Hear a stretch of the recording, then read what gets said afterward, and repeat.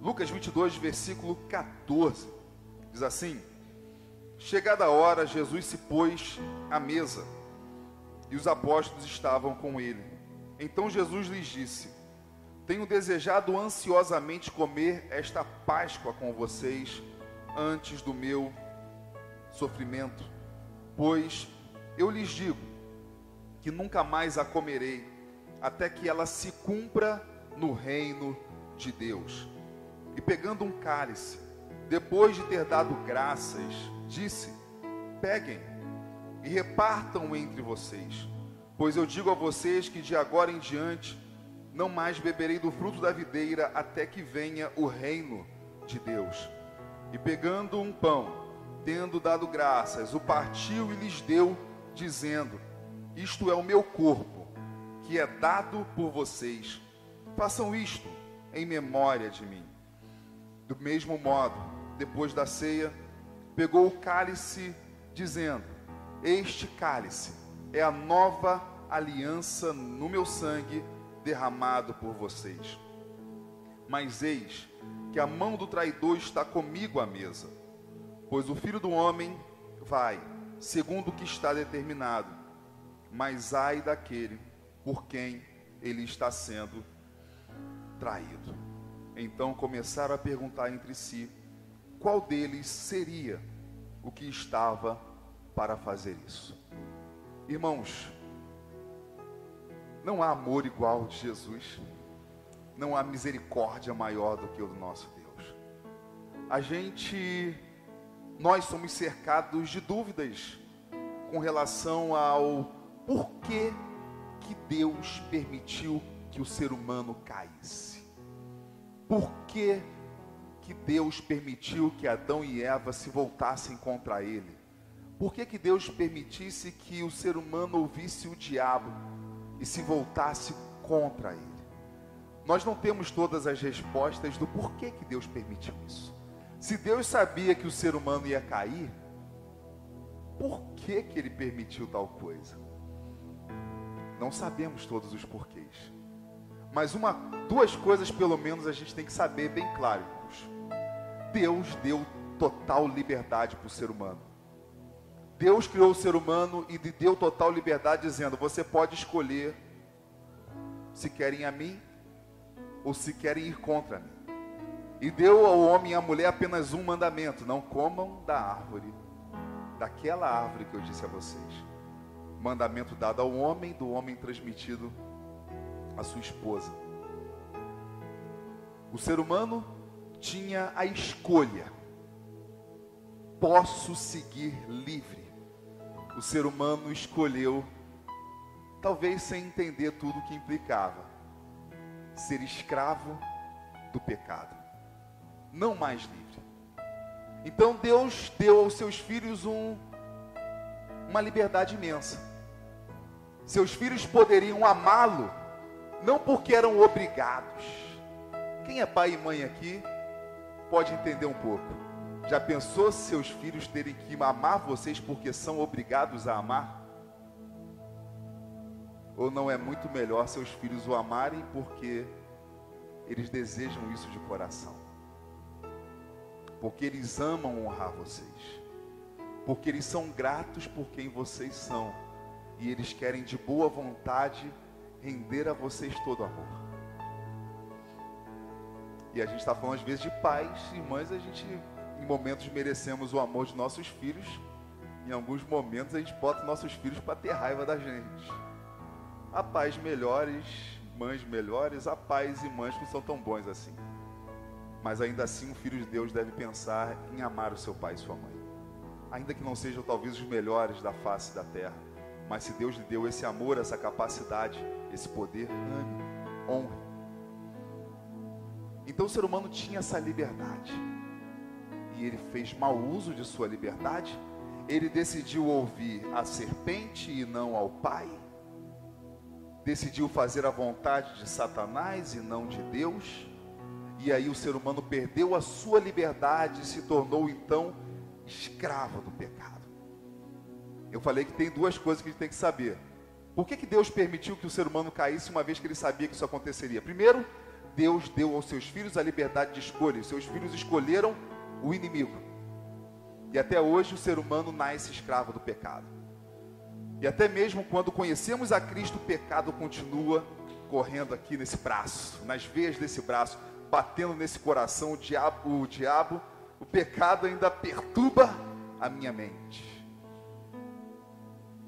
Outra coisa que você precisa saber, que nós precisamos saber: Deus poderia ter evitado, mas percebam, irmãos, o maior prejudicado nessa história de ter dado ao ser humano a possibilidade de escolher se queria pecar ou não, foi o próprio Deus. Porque Ele decidiu sofrer por essa humanidade, a qual Ele deu a liberdade de escolherem entre Ele e o inimigo. E Deus saberia que a humanidade que Ele daria liberdade, escolheria o inimigo, e ainda assim Ele decidiu criar essa humanidade, dar essa liberdade à humanidade de amá-lo por livre escolha, sabendo que essa humanidade usaria mal de sua liberdade para escolher o inimigo e entrar numa situação completamente irreversível na capacidade, e se tornaria escravo do pecado, e Deus é quem sofreria as consequências pela escolha do ser humano. E dentro da essência de Deus, daquilo que Deus é, Pai, Filho e Espírito Santo, uma das pessoas de Deus, que é o Deus Filho, é quem pagaria o preço de ter a humanidade escolhido mal. E assim, uma vez escolhido mal, a humanidade ficou sem escolha. Somos pecadores e pronto. Não conseguimos reverter o quadro, alguém tinha que fazer isso por nós. Então, irmãos, quando a gente perguntar assim, se Deus sabia que o ser humano ia pecar, por que Ele criou o ser humano?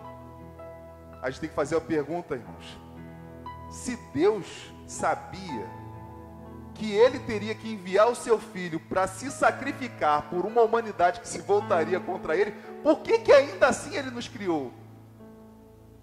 Talvez seja a pergunta que a gente tenha que fazer mais vezes.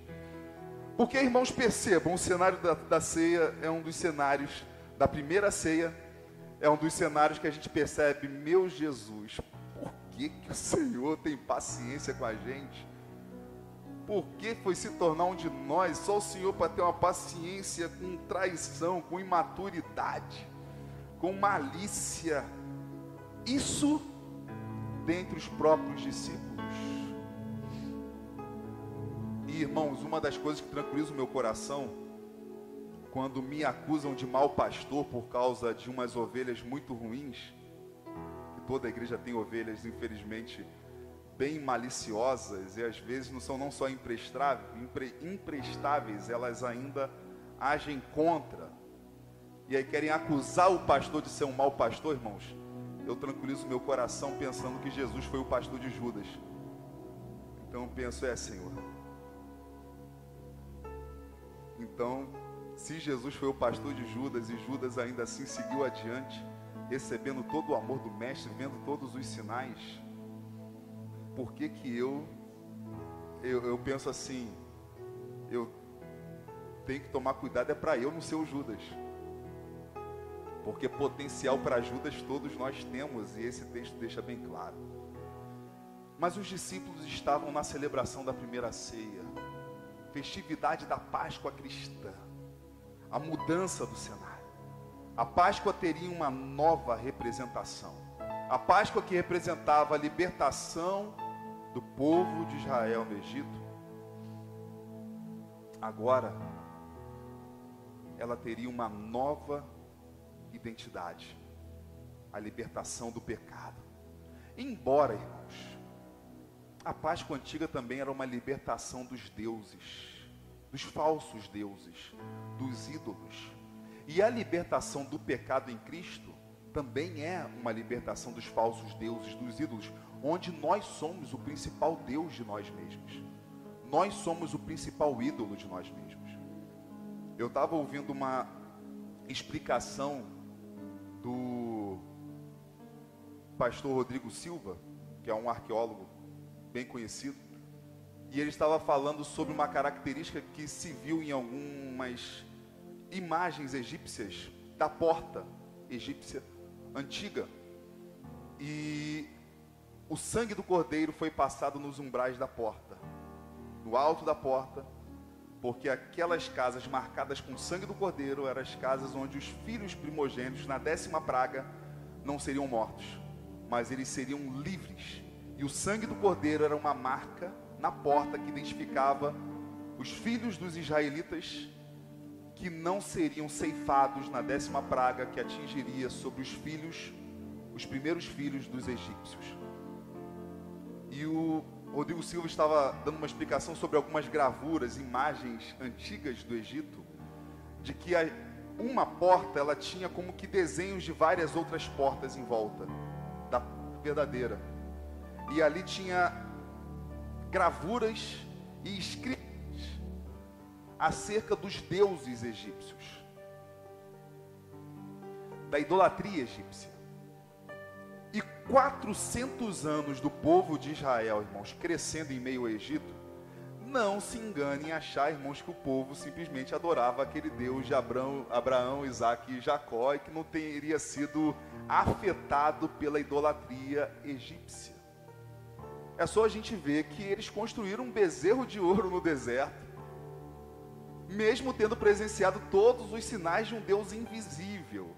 E criaram o bezerro e ainda disseram: esse é o seu Deus que te tirou do Egito. E adoraram uma imagem. Por que isso? Porque era uma prática a qual o povo cresceu por 400 anos sendo afetado. Ainda que tenham aprendido oralmente sobre Abraão, Isaac e Jacó, sobre José, a influência de 400 anos, uma família, a família de Jacó, a família de Israel crescendo no Egito. Então, quando o sangue passa nas portas, ele argumenta que era o sangue cobrindo os falsos ídolos, o sangue do cordeiro acabando com a idolatria, com a adoração aos falsos deuses. O sangue de Jesus nos livra do maior falso Deus que nós adoramos, que somos nós mesmos. Por isso que o sangue de Jesus nos cobre de todo o pecado, cobre a nossa vida, apagando da nossa vida os falsos deuses. E a gente vê, irmãos, que na primeira ceia, os discípulos de Jesus ainda estavam carregados de muita idolatria, de muitos falsos deuses, e esses deuses são eles mesmos. Os deuses que nós somos chamados constantemente a matar. Quando diz que temos que mortificar a nossa carne, o nosso pecado, é matar esse deusinho que nós criamos. Às vezes, irmãos, é entender que o nosso filho é muito bom como filho, mas se a gente tiver nossos filhos como deuses, vão ser péssimos deuses. As famílias do passado tinham 8, 10, 12, 15 filhos. Então acho que os pais não idolatravam muito os filhos como a gente hoje, porque se idolatrasse 15 filhos ia ser complicado, né, irmãos? Ia morrer com certeza antes dos 30. Agora, casos mais recentes, igual eu, que só tenho uma filha. Irmãos, idolatrar filho é a coisa mais fácil que tem. É só um, custa nada, fácil. Quando Deus manda Abraão vai lá no monte e sacrifica Isaac. Ele tinha um filho, Ismael, que não era o filho da sua esposa. Isaac era o único filho do seu casamento e era o filho da promessa daquele homem e de sua esposa estéreis por tantos anos, aguardando esse filho. E quando o filho vem, Deus diz: vai lá e mata. Irmãos, uma das maiores explicações que eu acho acerca desse texto é dada pelo Timothy Keller no livro Deuses Falsos, onde ele fala que Deus pôs muito mais do que Abraão à prova. Irmãos, percebe aí como é que é o rapa de tacho, né? O que é o rapa de tacho? Rapa de tacho é aquele filhinho quando o pai e a mãe já estão prontos para ser avós, eles vão lá e tem um filho. É o rapa de tacho. Irmãos, o rapa de tacho é mimado, é idolatrado. Todo mundo vive em torno do rapa de tacho. É porque o pai e a mãe já não é pai e mãe. Eles tiveram um filho, mas eles são avós do filho. Dizem que pai e mãe cria e a avó estraga. Imagina um filho que nasceu e os pais já têm idade para ser avô dele. Então pense, irmãos, em Abraão e Sara, 190 anos tendo filhinho. E quando Deus fala para Isaac, é o que o Timothy Keller defende de deuses falsos. Quando Deus fala para Abraão, aliás, vai lá no monte e sacrifica Isaac. Deus sabia que Abraão iria, mas Abraão precisava saber no seu próprio coração do que ele seria capaz de fazer em obediência a Deus. Deus sempre abominou o sacrifício humano. Uma das causas das guerras de Israel, de invadir territórios que eles deveriam tomar de volta e massacrar os seus inimigos, uma das causas era que eram povos repletos de práticas de sacrifícios humanos. Por isso que a igreja é extremamente feroz contra o aborto, irmãos. Porque os deuses antigos matavam crianças, eles eram sedentos de sangue, os da atualidade não são. E quem é o Deus que quer matar crianças hoje? Eu. Aquela criança vai ser um empecilho para mim. Aquela criança vai atrapalhar a minha vida. Vocês sabiam que uma das histórias que existem acerca da guerra da Grécia com a Troia, que a gente não sabe se essa guerra foi verdadeira ou se são simplesmente dos livros antigos da cultura grega, mas quando um dos reis gregos, vendo que não tinha vento para a embarcação chegar do outro lado, em Troia, foi dito que ele deveria sacrificar a sua filha Poseidon. E dizem que os gregos foram lá para um dos reis recuperar sua mulher que tinha sido raptada, segundo alguns. Outros é que ela era amante de um dos príncipes troianos. E a história grega conta que este rei sacrificou sua filha, a Poseidon, para que o Deus dos mares possibilitasse. A mulher raptada, ou a mulher amante do príncipe troiano, era a esposa do irmão dele. Alguém pode dizer, é o irmão querendo vingar a honra do outro irmão. Nada, irmãos, era o cara sedento de poder, de glória, de saquear Troia. E para isso ele sacrificaria a sua própria filha pela sua glória. Quando ele chega, a mulher dele tinha arrumado amante, trama um plano e mata o camarada. Irmãos, aí depois os filhos matam a mãe. Os deuses antigos eram sedentos de sangue. Os da atualidade não são diferentes. E quando Deus fala para Abraão, vai lá e mata o seu filho, o seu único filho, sacrifica ele. Deus estava dizendo para Abraão, vai lá e mata o seu Deus. Isaac pode ser um ótimo filho para você. Aliás, se você ler a história dos patriarcas, Abraão, Isaac e Jacó, e a história do Isaac passa até batido, é rápido assim. Nem falo direito do Isaac. Até porque leia, irmãos, bem, você vai ver que o Isaac é o menos problemático. Abraão e Jacó, irmãos, tiveram problema imenso na vida dele, causaram problema, trouxeram problema para eles. A história do Isaac, o problema só que ele teve foi lá que a mãe, a esposa dele e o Jacó tramaram para enganar ele quando ele ia dar a bênção ao Esaú. Fora isso, a vida do Isaac é bem tranquilona. Só teve uma esposa também, né, irmãos? Por isso que um homem só deve se casar com uma mulher. E acabou. Então a vida do Isaac foi tranquila. Casou com Rebeca, viveu com Rebeca a vida inteira e pronto. A história dos patriarcas, Abraão, Isaac e Jacó. Abraão, Isaac e Jacó é a prova de que o homem foi feito só para uma mulher. A vida do Isaac foi muito mais tranquila do que a de Abraão, e a do seu pai e a do seu filho. Então o que acontece? vai lá e mata o seu Deus. A Santa Ceia, irmãos, é um momento onde a gente percebe que está repleto de falsos deuses. O coração dos discípulos ainda estão cheios de si mesmos. Não percebem a grandeza da ceia. Diz aí a palavra que no versículo 15, Jesus dizendo que está ansiosamente desejando comer esta Páscoa com vocês antes do meu sofrimento. Eles não percebem ainda que a ceia é uma coisa eterna, irmãos. Versículo 16: pois eu lhes digo que nunca mais a comerei até que ela se cumpra no reino de Deus. A ceia que a gente celebra, irmãos, ela vai ser celebrada de forma ainda mais bela por toda a eternidade. Nós celebraremos a ceia para sempre. E não vai ser eu celebrando com vocês, pastor Misael. Vai ser o próprio Jesus também partindo o pão com a gente.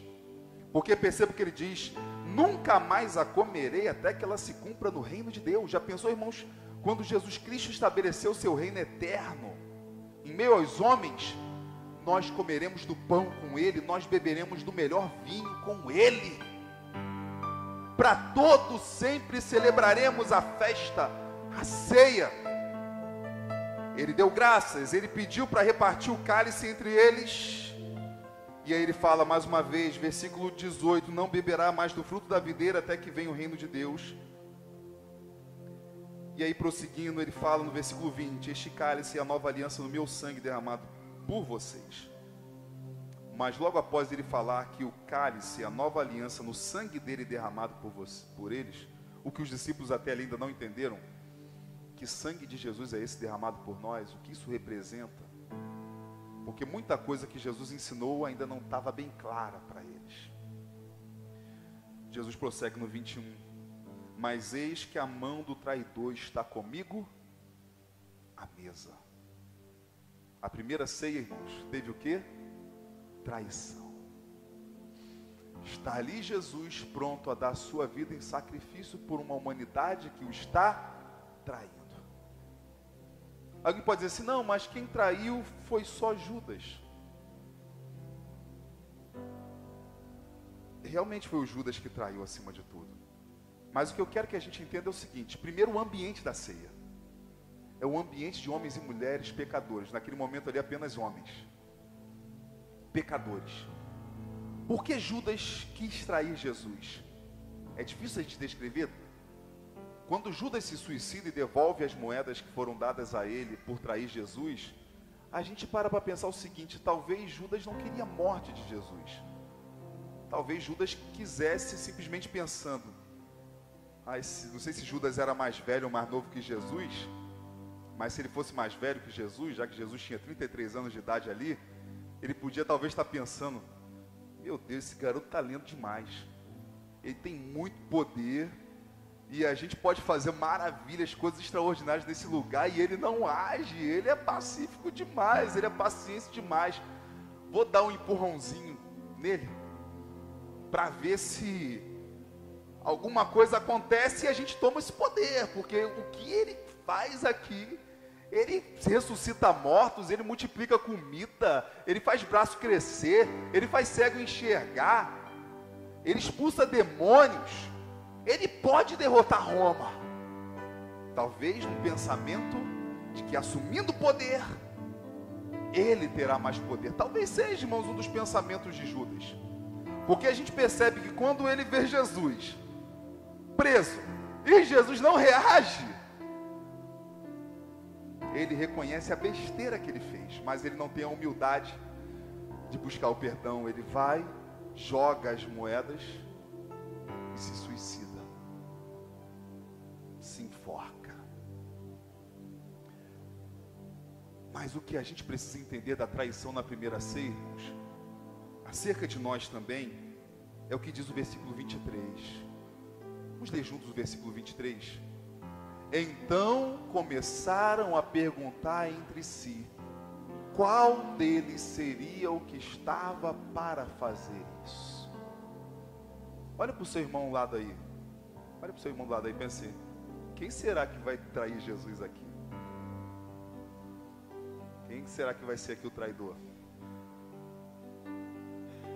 Ou pegue o seu celular, liga, bota na câmera da selfie. Quem será? essa pergunta aí, irmãos, sabe o que significa? O traidor era Judas, mas é um momento de humildade dos apóstolos, de humanidade deles. É um momento de reconhecimento de que o caráter do ser humano é falho. É um momento de reconhecimento de que o ser humano é pecador, de que mesmo caminhando com Jesus, o nosso coração está repleto de dúvidas, o nosso coração está repleto de malícias. O traidor era Judas. Tem Judas. Sobraram 11. Sabe o que passava pela cabeça dos 11? Qualquer um de nós podemos ser esse traidor. Irmãos, uma coisa que a gente precisa entender como igreja: qualquer um de nós podemos ser o traidor ou a traidora. Fracassar é do ser humano. Falhar é do ser humano. Agir com mau caratismo é da nossa humanidade. E reconhecer que somos potenciais para isso vai ser um grande reforço para que a gente não se torne esse traidor. É como Paulo diz: quando eu sou fraco, aí então é que eu sou forte. Quando eu reconheço a minha fraqueza, é aí que eu me torno forte. Porque quando eu me reconheço fraco, é aí que eu posso lutar contra as minhas fraquezas, clamar pela misericórdia de Deus, suplicar pelo poder do Espírito Santo e vencer as minhas fraquezas no poder do Cristo ressurreto, que venceu a morte e que pode vencer em mim o meu pecado, as minhas traições, a minha fraqueza, o meu potencial para o mal. Por isso, quando somos fracos, é igual futebol, irmão. Já viu esse termo? Perdeu porque entrou de salto alto. Perdeu porque entrou de salto alto. Sou torcedor do Fluminense, irmãos. O Fluminense podia ter ganhado uma Libertadores da América e até hoje não ganhou. E sabe o que aconteceu com o Fluminense? O Fluminense pegou um monte de adversário forte na Libertadores toda. Quando chegou na final, o adversário era muito mais fraco do que o que ele venceu nas fases preliminares. Foi jogar na altitude do Equador, tomou um vareio. Foi 4-2. Ganhou do São Paulo, que tinha na época o Adriano, o imperador. Ganhou do Boca Juniors, grande campeão da Argentina. Perdeu para a LDU, que antes do Fluminense não era nada. Depois do Fluminense é campeão. Entrar de salto alto. Não reconhecer a sua limitação. Mas isso acontece no esporte? Pior, isso acontece na vida. Perder para o pecado por não reconhecer que há fraqueza em nós. Esses discípulos que reconhecem o potencial deles para o pecado, irmãos, estão infelizmente repletos de vaidades. Perceba aí, versículo 24. A discussão na primeira ceia. Versículo 24 até o 30. Houve também entre eles uma discussão sobre qual deles parecia ser o maior. Mas Jesus lhes disse: os reis dos povos dominam sobre eles, e os que exercem autoridade são chamados de benfeitores. Mas vocês não são assim. Pelo contrário, o maior está entre vocês. Mas vocês não são assim. Pelo contrário, o maior entre vocês seja como o menor, e aquele que dirige seja como o que serve. Pois qual é maior? Aquele que está à mesa ou aquele que serve? Não é verdade que é aquele que está à mesa? Pois vocês são os que têm permanecido comigo nas minhas tentações, e eu confio a vocês um reino. Assim como o meu Pai confiou a mim, para que comam e bebam a minha mesa no meu reino, e vocês se assentarão em tronos para julgar as 12 tribos de Israel.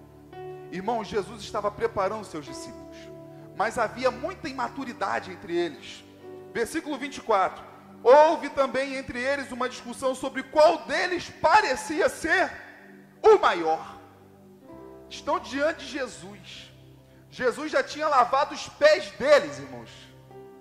Porque isso aqui é depois de Jesus ter lavado os pés deles. A ceia é após Jesus ter lavado os pés de seus discípulos, onde o mestre, o rei, o Senhor se colocou como um serviçal. E eles estão perguntando entre eles qual é o maior. Isso é a celebração da primeira ceia, irmãos. Isso são os 12 apóstolos. Homens que ainda tinham que amadurecer. Irmãos, uma vez eu estava ouvindo um pastor de jovens de uma mega igreja do Brasil, falando que certa vez pregou lá na igreja para a juventude, um culto da juventude, o pastor Russell Shedd. Russell Shedd, ele já faleceu, ele é fundador da Edições Vida Nova, é um homem que veio para o Brasil de outro país, não recordo qual o país dele, e o Brasil se tornou o país do coração dele, e influenciou muitas pessoas no Brasil, o Dr. Russell Shedd. Tem até uma Bíblia, se vocês pegarem, a Bíblia Shedd, a Bíblia de estudo, né, com anotações ali do pastor Russell Shedd. E na época ele falou que o pastor Russell Shedd já estava, acho que com mais de 80 anos, para pregar num culto de jovens de uma mega igreja. E a juventude ficou toda lá, atenta, ouvindo um senhor de mais de 80 anos de idade. E ele falou que no final, ele, pastor de jovens, perguntou para o pastor Russell Shedd: o que o senhor faz para nessa idade o senhor ainda conseguir impactar as gerações que estão surgindo? A resposta dele foi simplesmente a seguinte: eu continuo aprendendo. Sabe por que muita gente passa o tempo e não consegue mais influenciar os mais novos? Porque parou de aprender. Aí a gente vê e fala assim: na minha época era assim. Aí parou de aprender já tem uns 30 anos, porque ficou preso àquela época e não consegue se comunicar com as gerações atuais. Por quê? Parou de aprender. Não entendeu, irmãos, que como seres humanos nós somos ilimitados em tudo. Nós somos tendenciosos para o pecado, e o pecado afetou nossa inteligência. E a gente precisa estar sempre aprendendo. Tem pais fazendo burrada com os filhos, sabe por quê? Comigo foi assim, fizeram assim comigo, eu vou fazer a mesma coisa. E às vezes não entendeu que de repente foi criado errado, aí está criando os filhos errados também. E já tem filhos que foram criados certo e pensou: não gostei da forma que meu pai e minha mãe me criou, aí está criando filho errado. Tem de tudo, né, irmãos? Porque parece que a gente não entende que nós ainda estamos aprendendo. E aí, irmãos, eu digo, uma igreja está completando 74 anos de idade. Sabe quem é mais difícil de aprender, irmãos? Os crentes velhos. Não estou falando velho de idade, eu estou falando velho de crente. Porque, por exemplo, irmãos, eu com 30 anos de idade já era crente velho. Porque com 30 anos de idade eu tinha quase 30 anos de igreja. Meus pais se converteram quando eu tinha 3 anos de idade, então eu já tinha 27 anos de igreja quando eu tinha 30 anos de idade. Já estava velho de igreja. E passa os anos, parece que os mais antigos de igreja são os que mais têm dificuldade de mudar. Os discípulos, irmãos, eles receberam um impacto imenso, porque eles caminharam com Jesus, viram os sinais, mas eles ainda eram carregados de uma imaturidade imensa. Eles ainda eram carregados de vaidade, eles ainda eram carregados de disputa de poder. Eles estão discutindo, diz o versículo 24, sobre quem é o maior. Aí Jesus fala sobre as características dos reinos dessa terra, versículo 25. Mas Jesus lhes disse: os reis dos povos dominam sobre eles, e os que exercem autoridade são chamados de benfeitores. O que acontece? Jesus está condenando o autoritarismo deste mundo. As pessoas exercem o poder e elas impõem a sua vontade sobre os outros, e elas colocam os outros para servi-los. Irmãos, eu não gosto, eu estou evitando falar de política, mas o que é a disputa no Brasil de pessoas se detestando por conta de política? São os poderosos nos colocando para servi-los, e a gente está se matando para defendê-los, por uma causa que a gente nem sabe se vale a pena. E às vezes eu olho para os nossos políticos, parece que são farinha do mesmo saco. Não sei, espero que não sejam. Parece que é um grande teatro, e a gente se matando. Já viu esse papo aí que quer acabar na época da ceia de Natal? Até tem pessoal que fala, quer acabar com a ceia de Natal de alguém? Vai lá e lança a pergunta em quem vocês vão votar. Acabou com a ceia de Natal, acabou com a ceia de Páscoa, acabou com tudo. Porque os poderosos desse mundo, irmãos, querem nos usar para a gente se matar por eles, pelas causas deles, e nos detestar. E aí Jesus está falando o seguinte: os reis dos povos dominam sobre eles. Os reis desse mundo dominam sobre as pessoas e se impõem sobre elas. Irmão, se você ler o Antigo Testamento, é muito bonitinho os reis de Israel. Mas quando Israel renunciou a Deus como rei, na época de Samuel, e Deus disse para Samuel, Samuel, fica tranquilo, porque eles não rejeitaram você, eles rejeitaram a mim quando eles pedem um rei. Porque qual a questão de Israel? Eles viam ali, todos os povos tinham um reizinho, um imperador, um poderoso, um soberano, um homem. E eles não, o rei deles era invisível, eles também queriam ter um rei. Aí, quando eles queriam ter um rei, veio o aviso também: olha, Deus perdoou vocês por quiserem ter um rei.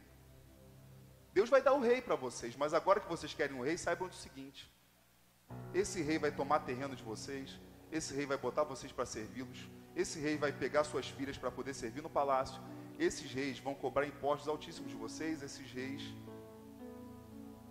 vocês vão ter que servi-lo. Esses reis, vocês vão ter que ir para a guerra por eles. Mas vocês querem um rei? Tome o rei. Tanto que quando Salomão morreu, qual era o pedido das pessoas para Roboão, filho de Salomão? Diminui os impostos. O que Roboão fez? Aumentou os impostos. Guerra civil, a nação dividida.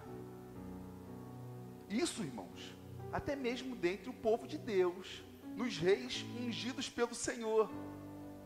E aí Jesus está falando: os reis dominam sobre eles. Os que exercem autoridade são chamados de benfeitores. Mas vocês não são assim. Pelo contrário, o maior entre vocês seja como o menor. Vocês estão disputando sobre quem é o maior. Entenda o seguinte: o maior no meu reino é o que mais serve. O maior no meu reino é o que mais trabalha pelos outros. Querem ser o maior? Então trabalhem. Querem ser o maior? Sirvam as pessoas. Querem ser o maior? Sejam o menor. Se coloquem como o menor. Jesus está dizendo para eles: vocês estão fazendo uma discussão, vocês não estão entendendo minha mensagem, vocês ainda são imaturos, vocês estão cheios de idolatria por si mesmos, querendo saber quem são os maiores. E no meu reino, é um reino onde todos são servos. Pois qual é o maior, aquele que está à mesa ou aquele que serve? Diz o versículo 27. Não é a verdade que é aquele que está à mesa? Pois no meio de vocês eu sou como quem serve. Jesus está celebrando a ceia e é ele que está servindo os seus discípulos.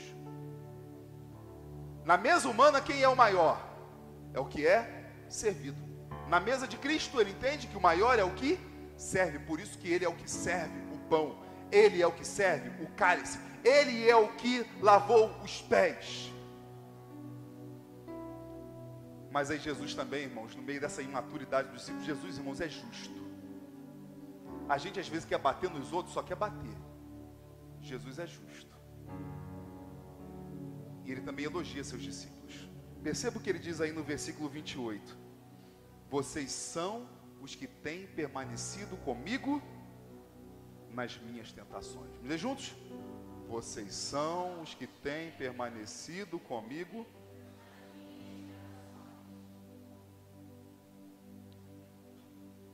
Jesus elogia eles. Eu estou aqui com um monte de... uma infantilidade só. Um vai me trair, esse aí já escolheu o outro lado. Aí ele olha para os que estão com ele. Os que estão com ele estão disputando quem é o maior. Aí Jesus pensa assim, eu fico pensando, né? Pai. Pare para pensar. A gente só pensa no nosso lado quando diz assim, por que que Deus permitiu que o ser humano pecasse? Eu respondi, Deus deu liberdade para a gente de escolher amá-lo porque queremos e não porque somos obrigados. E na nossa liberdade de escolha, escolhemos o inimigo, escolhemos pecar. E aí já não somos mais livres, somos escravos do pecado. Mas por que que Deus criou o ser humano que se voltaria contra ele, se ele teria que lidar com a nossa imaturidade, com a nossa traição, com a nossa negação, com o nosso mal, e no final ele que pagaria o preço da maior dor? Percebe, irmãos? Deus deu aos seus filhos a liberdade de escolher amá-lo. Seus filhos escolheram o inimigo e decidiram não ser mais filhos de Deus. E Deus escolheu o que na sua liberdade? Amar o ser humano e seguir com o plano e se sacrificar com a humanidade.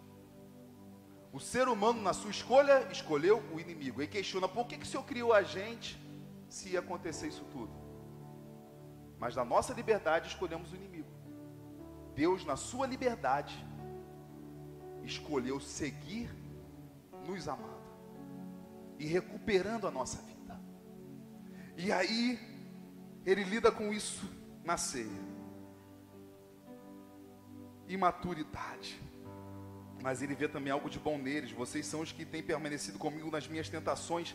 E ele manifesta para os seus discípulos, no versículo 29, algo que seus discípulos ainda iriam entender, que o reino a qual eles agora fariam parte, é um reino eterno. Um reino que não é limitado pelo tempo humano, que é um reino completamente diferente de tudo que a gente vê por aí.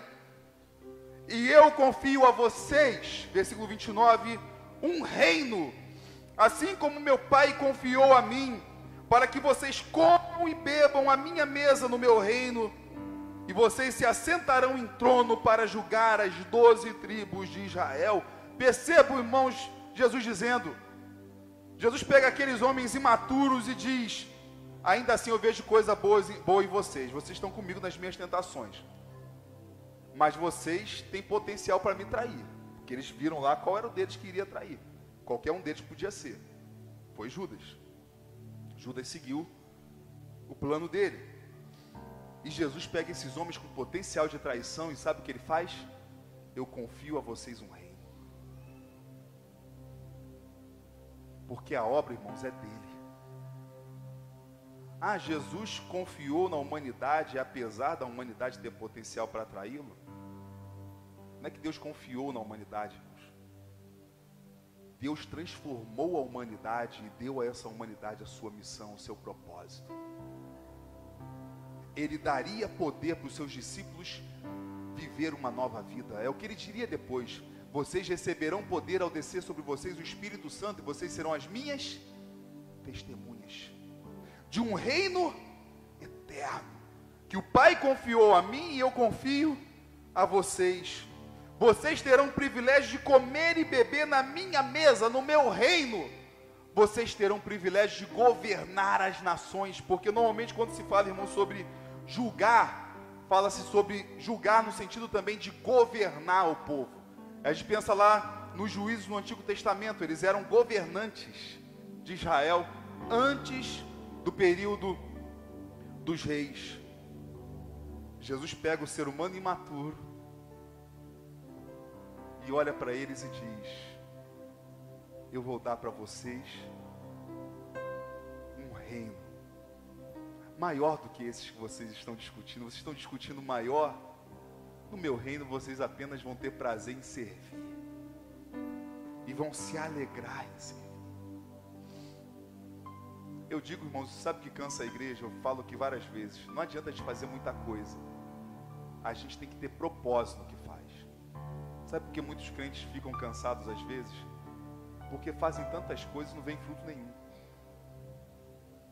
E aí, quando a gente faz muita coisa e não vê fruto nenhum, a gente tem que pensar: o que eu preciso aperfeiçoar? Porque Deus nos chamou para dar frutos. E quando a gente faz as coisas e dá frutos, irmão, a gente tem alegria no que faz. Quer ver uma coisa aqui cansativa que a gente não faz já há 2 anos, irmãos, nessa igreja? E o pessoal rala pra caramba, 1 ano inteiro para fazer encontro de casais. Quem foi no encontro de casais sabe como é que é. A turma trabalhou até 1, 2 da madrugada. 6 horas da manhã tá lá a Cezão cantando. Não vou cantar a música aqui que a gente não pode falar nada do que acontece lá. Pessoal que dormiu bem, chega assim meio cansado. Chega assim, encontra o lugar, pensa, será que vai sair alguma coisa boa daqui? E tá um povo lá que trabalhou. Mas por que o povo no encontro de casais? Isso em várias outras coisas da igreja. Eu estou dando aqui o exemplo do encontro de casais como uma coisa. Por que o povo que trabalha no encontro de casais trabalha até o raiar do dia e dorme um pouquinho e volta com alegria cantando? Porque a gente vê os frutos em cada encontro de casais. Aí tem pessoa que fala assim: ah, mas aquele casal ali se divorciou, aquele casal ali aconteceu isso, aquele casal aconteceu isso. Infelizmente não ganhamos todas, né, irmãos?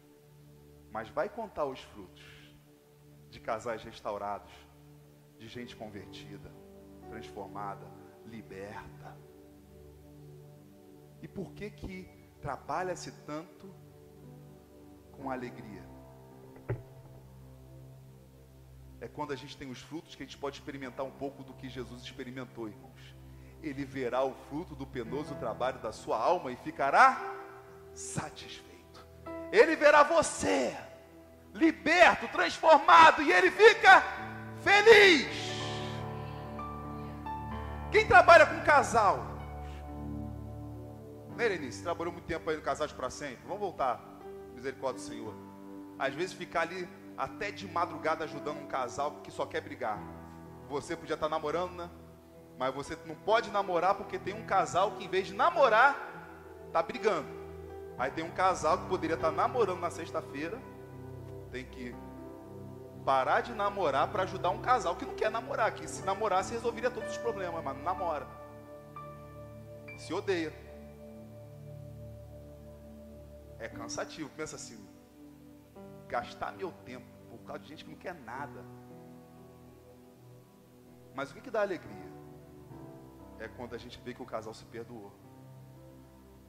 Irmãos, quando a gente vê que o casal se perdoou, que aquela família foi salva, meu irmão, se a pessoa estava pensando assim, podia ter maratonado Netflix, a série nessa sexta-feira, meu irmão, o cara vai pensar o seguinte: não existe cinema, shopping, praia que troque o que eu estou vivendo aqui nesse momento.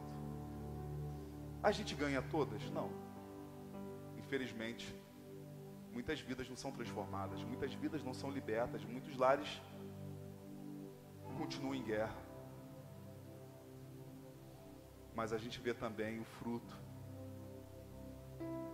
E Jesus olhou para a gente e viu o fruto do penoso trabalho da sua alma. E ele ficou satisfeito, feliz em libertar a nossa vida, em vir para pessoas que estavam ali. Um vai traí-lo, os outros cheios de vaidade disputando poder. Quem é o maior? E aí, irmãos, o principal talvez daqueles apóstolos, o mais líder entre eles, aquele que mais falava, mais se destacava, diz assim no versículo 31, depois de falar sobre o maior é aquele que serve, e aí Jesus vira para Pedro, também conhecido como Simão. Simão, Simão, diz o versículo 31, eis que Satanás pediu para peneirar vocês como trigo. Satanás pediu para eu peneirar meus discípulos. Satanás está perturbando vocês. Ele disse para mim, Jesus, escolher esses caras aí, peneira eles. Vamos ver se passa.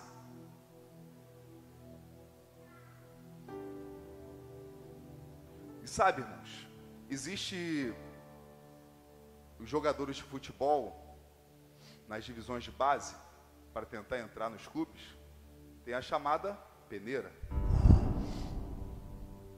E às vezes tem aquele jogadorzinho bom pra caramba, que ele passa na peneira porque ele é bom. Só que aí a gente vê assim, vamos ver nossos times aí, né, irmãos? Flamengo, Fluminense, Botafogo, Vasco. Até o Flamengo, que tem uns times estrelar, cheio de estrelas, tem uns caras assim que a gente pensa assim, cara, como é que esse cara ganha 100 mil para jogar futebol, 200 mil, 300 mil, como é que esse cara conseguiu? Até mesmo no Flamengo, que tem um elenco mais top. Aí a gente conhece um garoto do bairro aqui que foi reprovado. A gente vê um moleque na pelada dando show. Pô, mas aquele ali que está no profissional. Irmãos, Satanás pediu para peneirar a gente. E vou dar uma notícia triste para vocês, mas boa no final. Você é aquele jogador pereba. Como é que o jogador pereba consegue entrar no time profissional? Ele vai ter que ter alguém que vai bancar ele, né? Empresário que vai encaixar a goela abaixo, forçando a entrar. Satanás pediu para peneirar a gente, irmãos. Deus foi peneirar a humanidade. Jesus foi peneirar os 12, ou os 11 que sobraram. E ele olhou para os 11, ele olhou para a gente, que Satanás pediu para peneirar, e sabe o que ele viu? Só pereba, meu. Só perna de pau. Aí Jesus pensou, eu vou ter que dar o espetáculo sozinho na cruz para trazer esses aí, senão eles não passam. Simão, Simão, eis que Satanás pediu para peneirar vocês como trigo. Eu, porém, orei por você, para que a sua fé não desfaleça. E você, quando voltar para mim, fortaleça os seus irmãos. Pedro, Satanás pediu para eu te peneirar, pediu para peneirar vocês. Pedro, você não passa. Mas Pedro, por si mesmo não passaria, mas eu vou te passar com a minha força. Eu orei por você, Pedro. Eu intercedi por você, Pedro. Irmãos, você pode ler em João. João tem a oração intercessória. Um dos pedidos da oração intercessória é: Pai, não peço que os tires do mundo, mas que os livre do mal. É a oração que Jesus fez por nós. Pedro, Márcio, presbiteriano de Miguel Couto, vocês não passam. Mas eu orei por vocês, eu intercedo por vocês, e se vocês não podiam passar pela força de vocês, o diabo não vai prevalecer sobre a vida de vocês, porque eu passarei nessa peneira, eu consigo por vocês, e vocês vencerão comigo.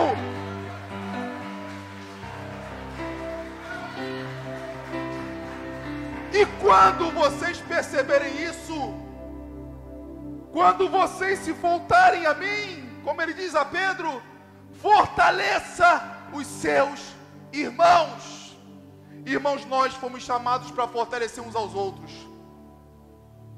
Irmãos, deixa eu falar uma coisa aqui, um desabafo pastoral.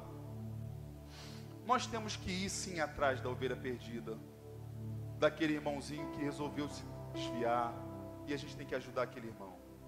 Mas, irmãos, entendam o seguinte, a igreja do Senhor Jesus Cristo. Jesus Cristo certa vez disse aos seus discípulos: vinde benditos de meu Pai, para o reino preparado para vocês. Porque eu tive fome e vocês me deram de comer. Eu tive sede e vocês me deram de beber. Eu estava nu e vocês me vestiram. Eu estava preso e vocês foram me ver. Eu era um forasteiro, um sem teto, e vocês me abrigaram. Os discípulos perguntaram: Senhor, quando foi que nós fizemos isso contigo? Ele falou: cada vez que vocês fizeram isso a um dos meus pequeninos, vocês fizeram a mim. Perceba, irmãos, a igreja tem que ir atrás das pessoas em necessidade, em fraquezas. Mas, meu irmão, como pastor, digo de coração, tem muito irmão mimizento, que ao invés de estar indo conosco em quem tem problemas reais, ainda estão nos tirando da missão para só querer ser servido. Jesus fala: os que fizeram aos pequeninos, a mim me fizeram. Percebam o contexto, irmãos. Quem tinha fome, pessoas em extrema necessidade, quem tinha sede. Irmão, se fome é terrível, imaginem quem não tem o que beber. Petrópolis passou por isso recentemente. Belford Roxo passou por isso recentemente. Eu vi uma notícia da SEDAI, agora é Águas do Rio, que uma das elevatórias tinha quebrado e que, por isso que não estava, por conta da chuva, muita água no Guandu, uma elevatória quebrou, por isso que não estava sendo abastecido.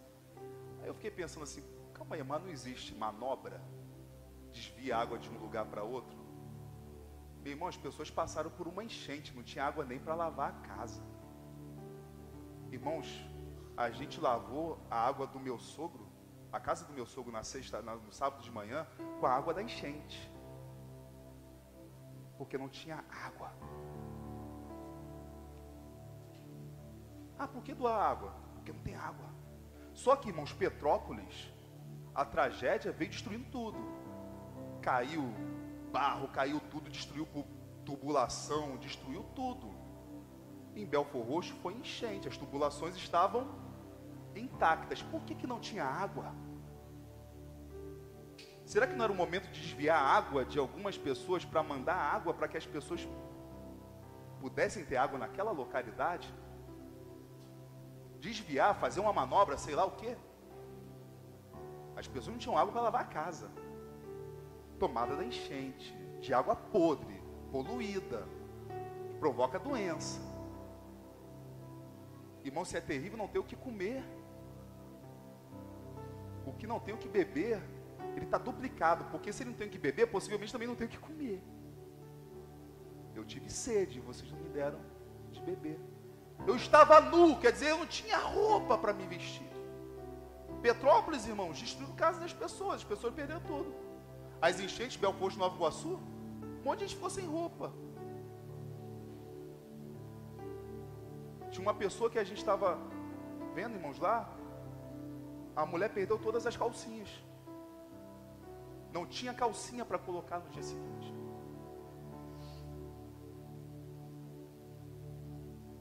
E a calcinha que estava usando estava suja da água da enchente.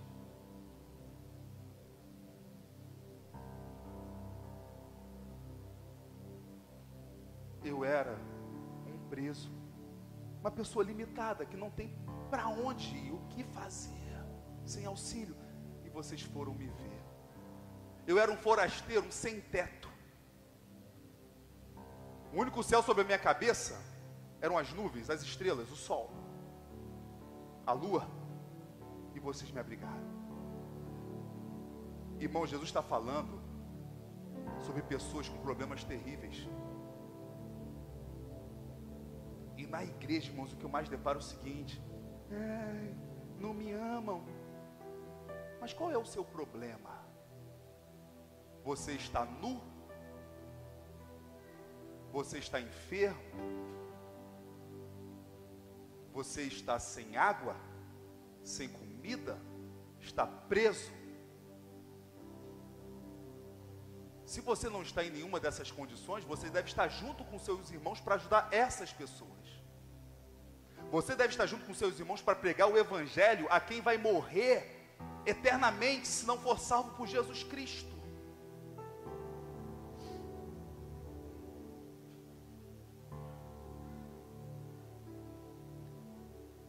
A pessoa que pensa, meus irmãos não estão me servindo, ela deveria pensar, eu também não estou servindo ninguém. Então somos farinha do mesmo saco. Só que ninguém percebe isso, porque a gente só quer se ligar no que os outros não estão fazendo por nós. Mas o reino de Cristo é um reino onde as pessoas estão pensando, o que eu devo fazer para o próximo? O reino de Cristo é aquele que olhou e viu, eu tenho que fazer alguma coisa por essas pessoas. O reino de Cristo é um reino onde as pessoas se colocam em serviço. Eu estou falando aqui para não orar e não visitar e não ajudar nossos irmãos que resolveram se machucar, ficar no mimimi, não. Eu só estou dizendo, meu irmão, para você que está aqui, não ficar nessa.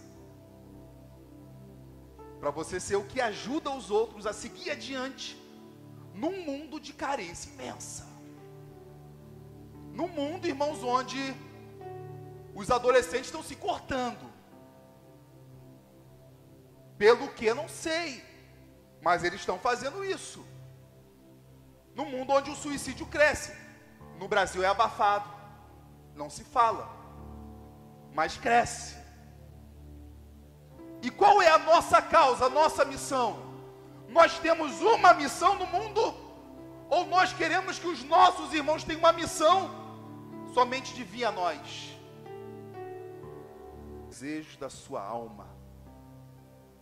Não, ele reagiu para nos libertar de nós mesmos, do nosso pecado, do nosso coração mau.